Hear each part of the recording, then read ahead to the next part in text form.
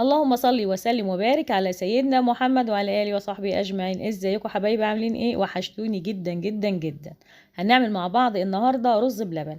دي كوبايه رز، كوبايه الرز المصري بتاعنا عادي جدا. غسلته وحطيت عليه كميه الميه اللي انتوا شايفينها دي، وهحطه على النار يستوي خالص في كميه الميه بتاعته. كوبايه الرز دي هتعمل لي حط عليها حوالي 2 كيلو من اللبن. امشي معايا بالخطوات، بجد هتطلعي احلى رز كريمي، رز بلبن بجد هيطلع معاكي ولا اشهر المحلات. زي ما انتوا شايفين كده كوبايه الرز ما شاء الله، شايفين ازاي تبقى كميتها قد ايه. انا يا دوبك سلقتها في كميه من الميه، ما عملتش اكتر من كده. امشوا معايا بس في تكات كده صغيره هنعملها، هتطلع لك كريمي جدا جدا جدا زي احسن المحلات. وبصوا، احنا عارفين ساعات لو اولاد بيحسوا ان هو ناشف او ان هو لا، بجد هتطلعيه كريمي قوي. طيب انا هنا كده بعد ما سلقت الرز بتاعنا، هجيب كبة الخلاط بتاعتي. والخطوة دي اختياري يا جماعة للي حابب يعملها. انا عملته مرة بالطريقة دي، ومرة عملته بالهاند بلندر كسرته بسيط كده. هحط شوية من اللبن، دول 2 كيلو من اللبن هحطهم كلهم، بس انا هاخد شوية الاول في الكبة زي ما انتوا شايفين كده. وهاخد عليه حوالي كرنبين او 3 من الرز المسلوق ده. ليه بقى؟ علشان اعلي التست بتاع الرز باللبن. بجد بجد بتفرق معاه جدا. انا عملته مره ان انا كسرت الرز ده شويه كده بالهاند بلندر تكسيره خفيفه. والمره دي قلت اجرب ان انا اخد منه بس شويه صغيرين واضربهم مع اللبن. بجد اداني نتيجه حلوه قوي قوي. جربوه مش هتندموا، فعلا بيعلي التست بتاعه. تمام. اهو خدت كده زي ما انتوا شايفين 3 كرنيب كده، يعني حوالي كوبايه مليانه، او هحط كمان واحده. كفايه قوي كده. تمام. ساعات الاولاد ما بيحبوش ياكلوه علشان الرز بتاعه بيبقوا كتير. اوعي تكتري الرز بتاع الرز بلبن، لا خليه كريمي وحلو كده، ما تخليهوش ناشف. على قد ما خليتيه طري على قد ما اداكي طعم حلو قوي. نيجي بقى الاضافات الحلوه اللي هنحطها مع الرز بلبن. هنا هنحطه ده برضه اختياري، بس بيعزز الطعم جدا جدا. دي كريمه خام، كريم شانتيه عادي، بس كريمه خام. هحطها بالشكل اللي انتوا شايفينه ده، حوالي 4 أو 5 معالق كبار. وصدقوني بيفرق في طعم الرز بلبن قوي. هو والقشطه، يعني حاجتين هنحطهم هو والقشطه. انا هنا حطيت حوالي 4 أو 5 معالق كبار من الكريم شانتيه. وكمان هحط معلقتين كبار من النشا، ما تكتريش عن كده. معلش الحته دي ما اتصورتش معايا وانا بحطه اهو. شايفين النشا ناعم ازاي؟ طبعا شكله باين جدا. وهضرب الخليط ده كله بالخلاط او الهاند بلندر، او ممكن تحطيه كله كده في شفشه الخلاط وتضربيه. تمام. هضربه كويس زي ما انتوا شايفين كده، وهضيفه على خليط الرز المسلوق اللي قدامي. جربوا الخطوه دي بجد مش هتندموا. هبدا انزل كده بالخطوه دي.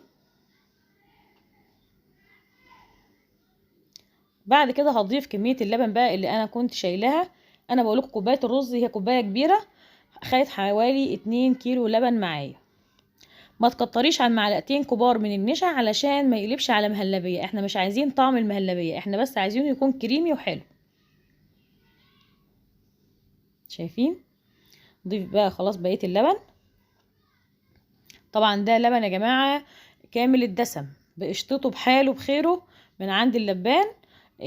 يفضل ان انا استعمل هنا اللبن اللي جاي العادي الطبيعي، مش المبستر مش المعلب. انا كنت هنا محوشه وش لبن قطعه صغيره كده من وش لبن زي ما انتم شايفين. قشطه حلوه جدا جدا. لو ما عندكيش ممكن تستخدمي القشطه المعلبه، بس هي بتفرق جدا في طعم اللبن، في طعم الرز بلبن. شويه من الفانيليا. بعد كده هنضيف السكر، وده طبعا حسب الرغبه بتاعتك. انا ما بحبش اكتر سكر، بحبه يا دوبك كده يكون في طعم السكر. فانت ضيفي على حسب الكميه اللي انت بتحبيها. هقلب، وبعد كده ارفعه على النار واقلبه من حين لاخر كده برضو عشان ما يلزقش مني من تحت. طبعا هو الرز مستوي معايا، مجرد ما هيغلي معاكي خلاص يبقى انت كده وصلتي للقوام اللي انت عايزاه. وزي ما انا قلت لكم حاجتين جدا بيفرقوا معايا، القشطه والكريم شانتيه. يعني انت ممكن تستغني عن طريقه الكبه ان انت تضربي شويه رز معاها عادي، ولكن القشطه والكريم شانتيه هو اللي بيخلي لك الرز باللبن بتاعك كريمي جدا. وما تكتريش الرز فيه، لان لو كتر الرز فعلا بيبقى طعمه مش حلو وناشف وطعمه مش حلو خالص. شايفين؟ هو ده القوام اللي انا عايزاه. طبعا لما بيبرد معايا بيتقل معايا. ما تقليش عن كده، ما تقوليش مثلا ده خفيف احط له كمان معلقه من النشا، لا.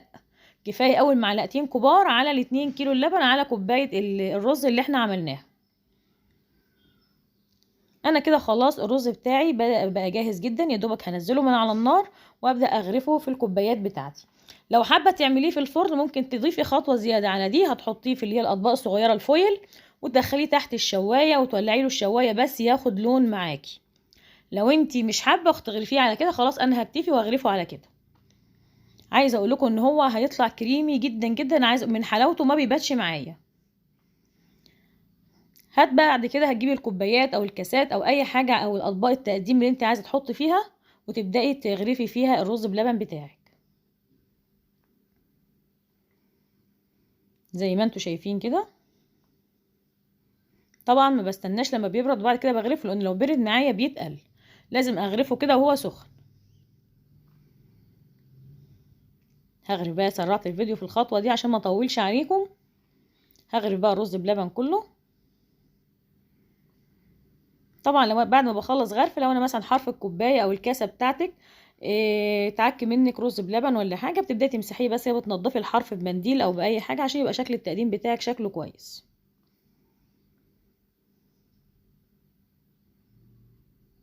انا كده غرفت الاطباق كلها او الكاسات كلها. هنا غرفت وخلصت وبعد كده مسحت الطرف بمنديل. ليكي بقى حريه الاختيار ان انت تزيني الوش، حابه تسيبيه كده تمام. انا هنا استعملت جوز هند من المبشور شويه ومعاه زبيب. ممكن تحطي مكسرات، ممكن تحطي سوداني، ممكن تسيبيه كده ساده زي ما انت حابه.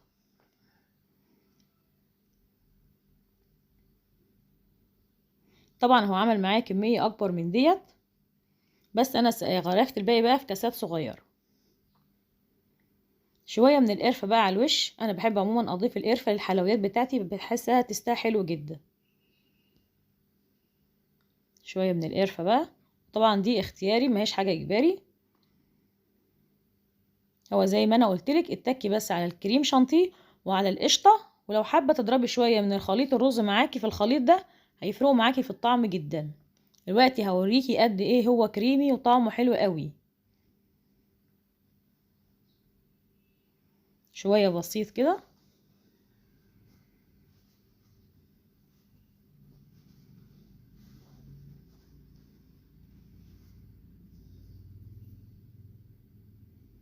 وكده بقى جاهز معايا وجاهز على التقديم. هتدخليه بقى التلاجة ساعتين لما يسقع معاك ويبقى طعمه حلو قوي.